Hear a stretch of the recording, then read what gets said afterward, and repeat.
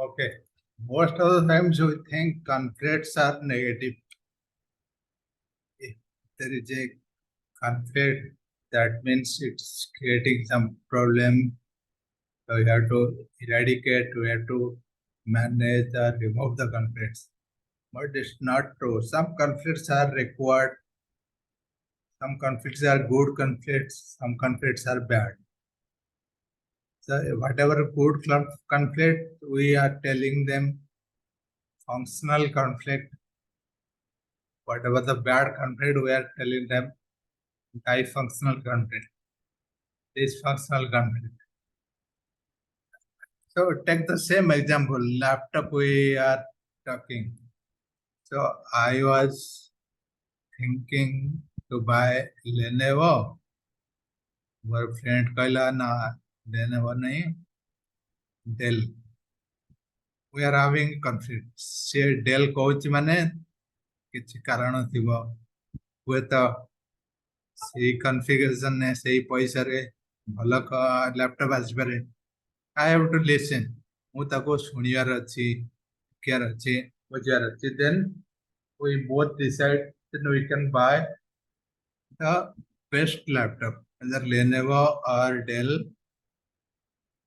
ସିଏ ମତେ ରେସ୍ପେକ୍ଟ ଦେବାର ଅଛି, ମୁଁ ତା ଡିସିସନକୁ ରେସ୍ପେକ୍ଟ ଦେବାର ଅଛି. Then we can analyze.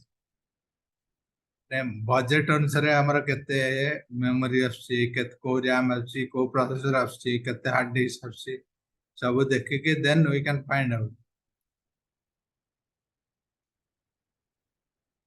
That is a good conflict, constructive conflict. End of the day, we are having a good decision out of that. So whenever the conflict arises, so based on our decision or based on our conversation, we can take it forward into a positive direction. Suppose ମୁଁ ଏଠି ରାଗିକି ମୋର ନା ମୁଁ କହିଛି ମାନେ ନେବ ନା ନେବ, ତା କଥା ଶୁଣିବିନି କି ସିଏ ମୋ କଥା ଶୁଣିବନି. If we both have our own ego, we don't listen to anyone. ସେ ଯାହା କହିଛି ସେ ଭାବୁଛି ମୁଁ ଠିକ କହିଛି and I am thinking that I am right. Then we will not come to a conclusion. You will buy whatever you want. ताकू किसी फरक पड़िबनी किंतु ऑर्गेनाइजेशन ने if we are working at the same company, suppose we are buying for the organization, if we are buying the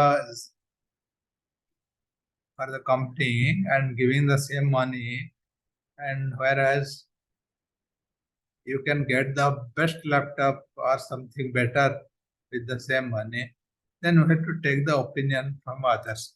Suppose you are buying for personal, then no one is losing. The person is paying is the loser. So it's all depends on the talk or how constructive you are when a conflict arises. So in one side, functional conflict, I have given some example. Constructive conflict or functional conflict, good or for organization growth, increase in information, ideas and sharing, encourage out-of-box thinking, unsettle different points of view. So when you are having conflict, so it is giving an opportunity to think differently, work on that issue.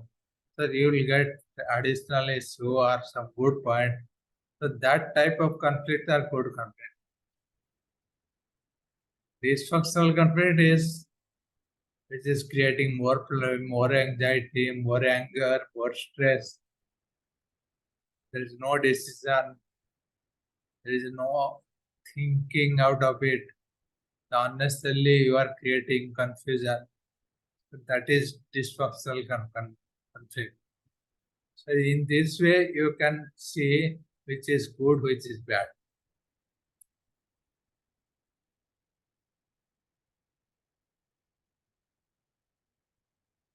There are some other points or tips or technique we can think.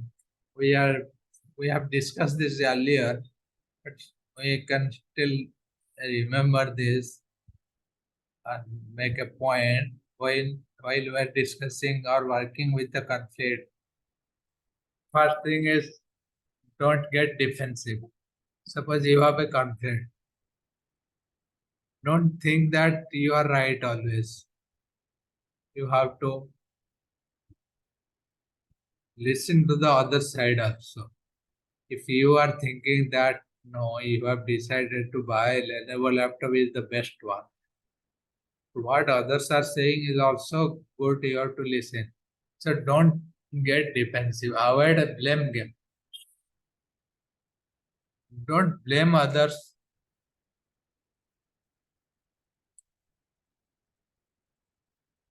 Most of the times you think that whatever you are saying is good, whatever others are saying is bad, and you will blame unnecessarily that workers, co-workers, team members, or friends. So that those things you have to avoid. Avoid blame them. Listen actively. So whenever there is a problem, you have to listen to the person who is talking to the problem. So you have to listen actively the other side. Begin a statement with I or we. Okay, what it means, whenever you are talking, you should talk, I have done this, or we have to do this. We can think to buy a computer with the best price, best configuration. If you say I and you, that means you are pointing fingers to others. I have done this. You are telling me to buy something. That will give a different meaning, different understanding. So you should tell we. That means you are taking the responsibility, or I. That means you are admitting that you have done that. You are doing the mistake. So it's on you. If you blame others, if you have done this, you include that other party as we, that will give a different impression, that will give a different meaning altogether. So whenever you are talking, your statement should start with that. Tune your emotion. Emotional intelligence, we discussed, that is one of the skill, one of the quality, one required to manage the conflict. So you should not be emotional when you are talking to the person, when you are listening something. You should able to control your emotion, tune your emotion, so that you are compromising. So the other person should have trust or belief that you are here to compromise, not to ignite the fight. You have to give a solution for the problem. Don't bad mouth. Bad mouth means who are talking in behind. Suppose କିଛି ଲୋକ ଥାନ୍ତି ତମ ଆଗରେ କିଛି କହିବେନି, ତମ ପଛରେ କହିବେ, ଖରାପ ପ୍ରଚାର କରିବେ। ତମ ଆଗରେ ଭଲ କଥା କହିବେ କିନ୍ତୁ ପଛରେ ତମର ଖରାପ ଜିନିଷ କହିବେ, ତମ against କହିବେ. Don't spread that kind of culture. Whatever you have to say straight in front of the person. You should not say negative behind the person. That is bad mouth. Don't take personally. It's not a fight, not a conflict against you as a person. It's a process. It's your decision. So don't take personally that one person is fighting with you or blaming you. So take it a professional. Pay close attention to non-verbal communication. When you are talking a person, when you are negotiating, when you are discussing, you observe that person, the non-verbal action. That means how the person is walking, how the person is speaking, how the person is making eye contact with you. So a lot of things will give the signal from the body language. So if a person is lying, so you can understand from the body language. So give importance to that non-verbal communication. Prioritize resolving the conflict over being right. That means you have to be focused on the conflict. What is the issue? So don't try to prove that you are right always. So try to, maybe you are wrong or your perception is wrong or what you are telling is wrong. What you have to understand the conflict. You are taking a wrong side, but you have to be neutral. Don't try to being yourself as a right sided always. Focus on the presence, not on the past. That means you always talk about the current situation. Don't dig into the past. Suppose something is happening or happened already in the past, or that same person is doing a conflict always in the past, or don't remind that, don't rely on the past history. You have to discuss and debate on the current situation.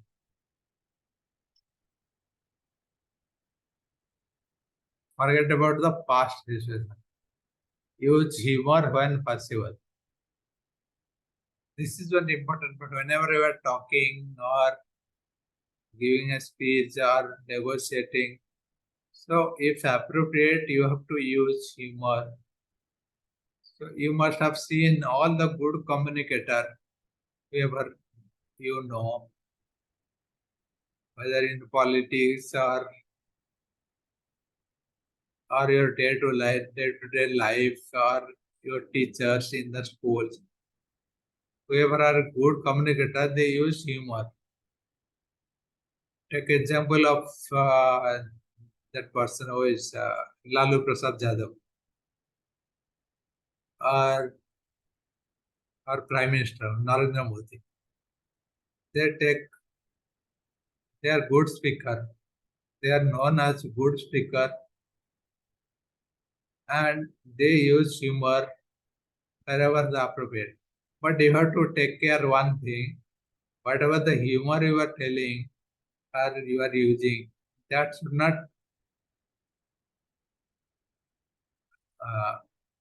hurt to anyone from your audience. Suppose you are talking to a big group, so you should know what you are talking. So if you are saying for a particular community or particular group, that may hurt. So you have to take care of all these things. Remember the importance of the relations. So with whom you are talking. So if you are talking, if it is a personal humor or if it is a professional humor, you are talking to your supervisor in the work or your spouse or your teacher. So you should know the importance of that relationship, how long it will stay. If it is staying with you for the lifelong or for a certain period of time or for one day, so based on that, you will talk, you will decide a lot of things. So these are the tips that are best practices while you are talking with the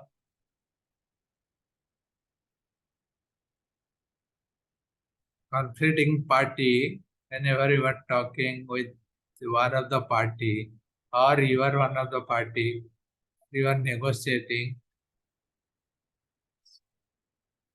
so you have to keep this in mind. So most of the things are as part of our skills or qualities we studied are required. Suppose communication and all these things are behavior. This is a bad mouth. Don't take it personally. Tune your emotion. Begin statement with I or we. So these are part of communication. So when you develop your communication skill, a lot of things will come into picture.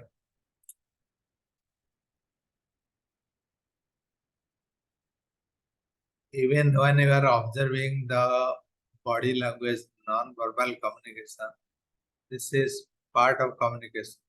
Verbal communication, non-verbal communication.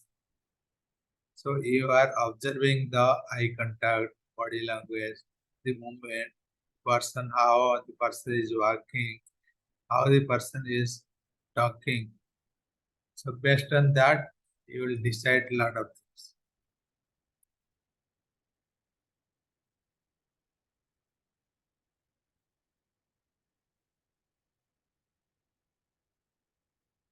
We have decided, we have discussed